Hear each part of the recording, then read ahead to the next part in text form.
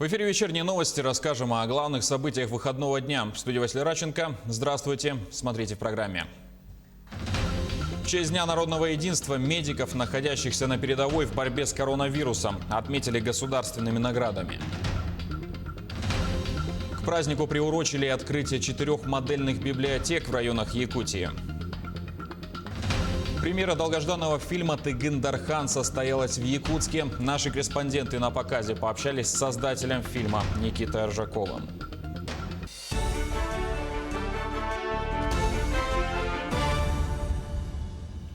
Улучшение эпидситуации на местах потребовал глава Якутии от глав муниципалитетов. Айсан Николаев провел очередное совещание по борьбе с коронавирусной инфекцией в режиме видеоконференц-связи. Напомню, что в регионе за сутки зафиксировано 197 новых случаев COVID-19. С 31 октября ежедневно по республике подтверждается более 190 новых случаев и более 100 по городу Якутску. За неделю в регионе уровень заболеваемости вырос на 6,7%. Не уменьшается число тяжелых случаев болезни. Сейчас 107 пациентов находятся в реанимационном отделении, из них 20 человек на аппаратах искусственной вентиляции легких. Глава Якутии Айсан Николаев поставил задачу до конца ноября стабилизировать эпидситуацию на местах. По его словам, для этого необходимо неукоснительно соблюдать санитарные требования. Пациенты с коронавирусом, которые лечатся амбулаторно, начнут получать бесплатные лекарства уже со следующей недели. Об этом сообщили в Минздраве страны. Ранее в ведомстве совместно с региональными властями и медиками определили потребности каждого региона в необходимости количестве препаратов. Норматив более 7800 рублей на пациента. Минздрав, кроме того, рекомендовал регионам создать круглосуточно амбулаторные ковид-центры, куда могли бы привозить больных и определять, какая помощь им нужна на данный момент. В преддверии Дня народного единства медиков, находящихся на передовой в борьбе с коронавирусом, отметили государственными наградами. Всего 21 работник, среди которых врачи, анестезиологи, травматологи, медицинские сестры, инфекционисты и многие другие. Сюжет Ульяны Шагиной. Для одного из лучших врачей-ортопедов в республике Петра Маркова почетное звание «Заслуженный врач республики» – итог его многолетней работы. Порядка 30 лет своей жизни он отдал медицине и лечению людей с травмами и заболеваниями опорно-двигательного аппарата. И искренне считает, что заслуженная награда – совместный итог работы всех коллег ортопедического отделения. Я очень благодарен администрации больницы, администрации республики за такое высокое звание, за то, что оценили нашу, не только мою, но работу всего отделения, можно сказать, нашего. Потому что это не только моя заслуга, но и заслуга всего нашего отделения. Таким же знаком отметили врача-терапевта отделения неотложной терапии Варвару Харлампьеву за самоотверженный многолетний труд в родном отделении. Ее стаж 33 года. Именно столько она оказывает экстренную и плановую помощь своим пациентам. Я работаю в нашей больнице уже с 1987 года. Раньше были 2 терапии, когда я пришла сюда работать. Первая терапия, вторая терапия. Я работала во второй терапии, где акцент больных был пульмонологический, кардиологический и ревматологический. Очень интересно было работать. Уже давно у нас больница стала больницей скорой помощи, центр экстренной помощи. И наше отделение стало отделением неотложной терапии.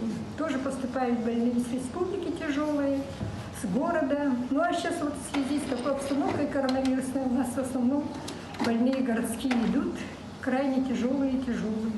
Медицинские работники сегодня получают колоссальные нагрузки. В период распространения коронавируса, зная все риски заразиться опасной инфекцией, ежедневно идут в красную зону. У многих есть семьи, но несмотря на это, на кону жизнь и здоровье больных. Когда у нас началась в республике эта болезнь, коронавирусная инфекция, на моем участке уже были первые дети.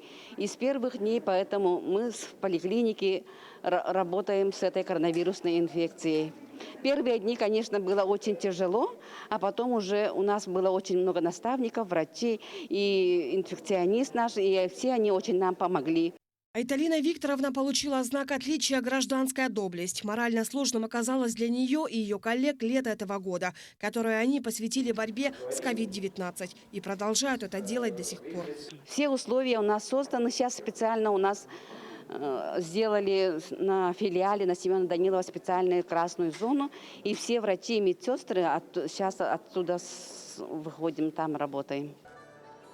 Никто из этих людей в белых халатах так и не рассказал о том, как трудно сейчас приходится каждому из них. Не признался никто, что устал или что силы уже на исходе. Каждый из награжденных благодарит своих коллег, свое отделение и свою больницу, потому что понимают, что спасение людей – это командная работа. Ульяна Шагина, Иван Яковлев, Григорий Охлопков, Якутск. День народного единства сегодня по понятным причинам отмечают в онлайн-формате. Об акции «Ночь искусств» и о других особенностях праздника в этом году расскажет наш СОБКОР в Москве Максим Кардозо. Он на прямой связи со студией. Максим, с праздником и ждем от тебя подробностей. Да, Василий, приветствую. Всех поздравляю с этим праздником. И понятное дело, что каких-то массовых уличных гуляний в столице сегодня нет. Вот мы находимся рядом с Красной площадью, где традиционно проходят масштабные мероприятия, ставятся инсталляции. Ничего этого в этом году нет, но люди все равно пришли погулять в выходной день. И, наверное, что самым главным событием последних нескольких лет Дня народного единства является акция «Ночь искусств». В этом году она прошла в 8-й раз уже. И, понятное дело, в онлайн-формате. Это, вы знаете, организаторы говорят, что в этом есть и свои плюсы, когда все музеи, театры, библиотеки открывают свои двери в онлайне, и из любой точки страны, из любого региона каждый житель России может посмотреть какие-то концерты, увидеть лекции, например, послушать историю праздника самого Дня народного единства, о подвиге Минина и Пожарского, например. Также можно попутешествовать по различным инсталляциям, выставкам, то есть огромное количество мероприятий тоже предлагается. Все это можно сделать и на сайте музея, библиотек, также на едином портале kultura.rf. Организаторы из Минкультуры еще говорили, что пытаются присоединить к этой акции больше молодежи и задействовали в этом году такие соцсети, как ТикТок и ВКонтакте. Давайте послушаем, что говорят сами организаторы. География, вообще говоря, очень обширна. Ну, понятно, что все регионы. У нас Камчатский театр драмы, Саратовская филармония, Национальная библиотека Республики Саха-Якутия, Пензенская картинная галерея, Симферопольский художественный музей. Мы попробуем сделать новую вещь на платформе ВКонтакте, клипы ВКонтакте. Известные блогеры расскажут о главных экспонатах музеев нашей страны. И видео будут публиковать ежедневно, мы ее планируем продлить до конца этого года. Кстати, не только онлайн-мероприятия предусмотрены. Вот, например, в столице некоторые концертные площадки, они открылись и офлайн, в очном формате. То есть вечером можно сходить на какой-то концерт. Можно послушать симфоническую музыку, можно даже сходить на рок-концерт или на какой-либо спектакль. Ну и вообще в Москве праздник только начинается, всего лишь 12 дня. И москвичи только, так сказать, готовятся к выходу и планируют свои торжества. Василий? Об онлайн-мероприятиях в честь Дня народного единства в Москве рассказал наш СОБКОР в столице Максим Кардозо. Максим, спасибо. Патриотическая акция «Россия – это мы» прошла в честь праздника в Якутске. Для Дома дружбы народов это стало доброй традицией. Акция объединяет вместе разных людей, учащихся средних образовательных школ, студенческую молодежь города и представителей национально-культурных объединений. Мероприятие перенесли в формат онлайн в прямом эфире Инстаграм ДК имени Кулаковского. Гостями эфира стали Алексей Солдатов, Василий Пенигин и знаменитое трио хореографов, ставших популярными в соцсети ТикТок с танцем народов России. К празднику приурочили и открытие 4 модельных библиотек. Средства на ремонт и переоснащение были выделены из регионального бюджета. Благодаря нацпроекту «Культура» в библиотеках состоялся ремонт, обновление техники и книжных фондов. Так, Тампонской библиотеке выделен 1 миллион 300 тысяч рублей. Намской детской библиотеке Алюкминского района, Суотинской сельской библиотеке филиалу по 800 тысяч рублей.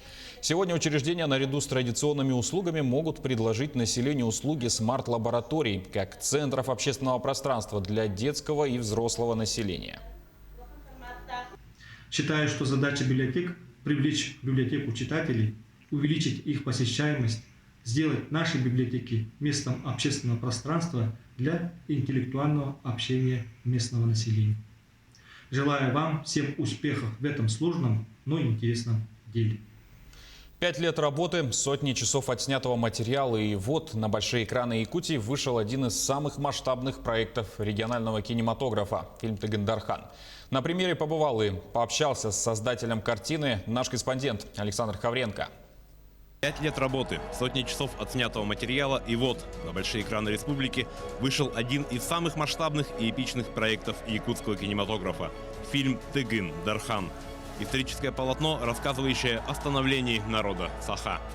Фильм выходит в очень сложное время для всего мира и, в частности, для России, для нашей республики.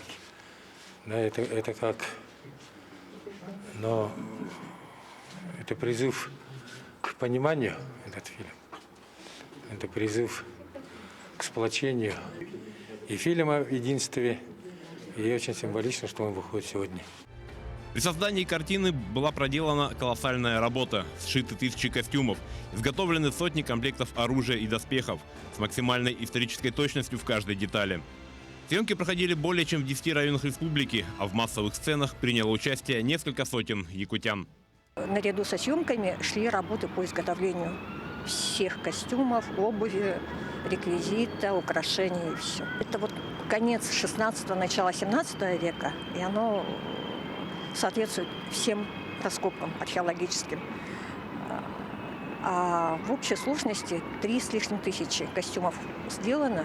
Подготовка была сложная, а по съемочной я бы не сказал, что было сложно, потому что команда собралась опытная, все друг друга понимали, поддерживали, помогали, и из-за этого все было хорошо и легко.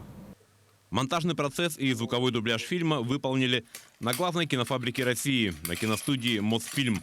И все это ради одной главной цели – показать зрителю интересное, правдивое и зрелищное кино. Я считаю, что вся группа кинематографическая справилась с этим, со своей задачей. Было очень не то, что интересно, а как-то, интересно-то как-то обыкновенно, а тут как-то вот прямо из игры. Спасибо большое им. Сама идеология фильма, конечно, она заставляет думать зрителей. Я так считаю, что необходимость, красной нити идет, необходимость единения. Мы хорошо сняли, там костюмы хорошие, в целом фильм хороший. Советую. Понравился фильм, очень хороший, исторический, именно про такого влиятельного, получается, правителя Якутии. Впереди у картины широкий прокат по республике, после чего планируются показы в крупных городах России и прокат в тюркоязычных странах. Александр Хавренко, Семен Семенов, Якутск. Между тем, якутский национальный вид спорта покоряет российские помосты. На днях в Калуге завершился чемпионат по масс-рестлингу Центрального федерального округа. Лучшие спортсмены первенства примут участие в соревнованиях страны, которое пройдет в декабре в Нальчике. Около 50 спортсменов из Московской, Тверской, Тульской и Калужской областей боролись за первые места. Девушки соревновались в 4 весовых категориях, мужчины в 7. Также каждый желающий мог проверить свои силы в абсолютной категории. Накал страстей зрители наблюдали в битве титанов в весе 125 килограммов. На помосте встретились Роман Калинин из Твери и Иван Галкин из Калуги. Богатыри шли с равным счетом 1-1. Напряженную схватку не выдержала даже палка. Она треснула и разломилась на 2 части. Это во многом и предопределило итог борьбы. Победителем следующего раунда стал спортсмен Роман Калинин.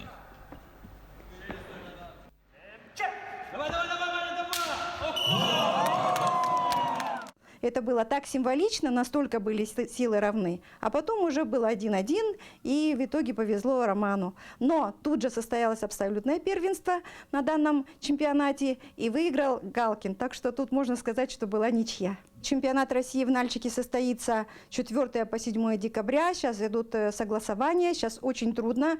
Все эти моменты мы переживаем, потому что каждый день меняются ограничительные меры. И мы все-таки надеемся, что данный чемпионат состоится, и все, кто хотел, поедут и примут участие. Новая партия соболей прибыла в Покровское зверохозяйство в Хангаласском районе. Год назад из Иркутской области уже завезли 300 особей породы Салтыковская-1. Пушные зверьки пережили якутскую зиму довольно тяжело, но без значительных потерь. Нынче соболей привезли из Татарстана в количестве 325 особей. Сейчас они проходят адаптацию. А сегодня жительница города Якутска, возвращаясь домой, случайно увидела рядом с мусорными бачками по улице Кулаковского соболя. Хищное животное копалось в мусорке, металось в разные стороны и даже позволило себя немного снять на камеру. Далее, по словам очевидца, животное побежало в сторону гаражей и скрылось. Хотелось бы верить, что это не один из зверьков с хангаласской зверофермы. И на этом бы пока все. Не забывайте носить маски, дезинфицировать руки и держать социальную дистанцию. Спасибо за внимание и до свидания.